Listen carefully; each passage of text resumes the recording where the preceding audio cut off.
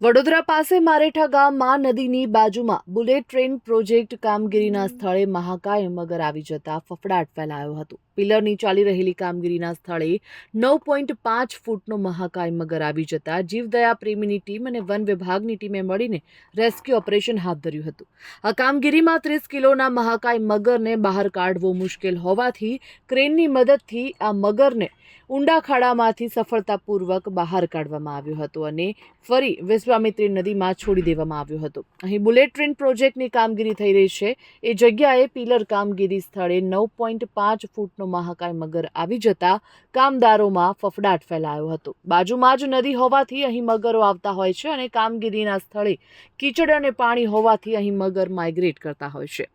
30 ફૂટના ઊંડા કીચડવાળા ખાડામાં ફસાયેલા મગરનું 2 કલાકની ભારે જહેમત બાદ ખાડામાંથી ક્રેન દ્વારા સહી સલામત રેસ્ક્યુ કરવામાં આવ્યું અને આ મગરને બહાર કાઢીને ફરીથી નદીમાં છોડવામાં આવ્યો હતો.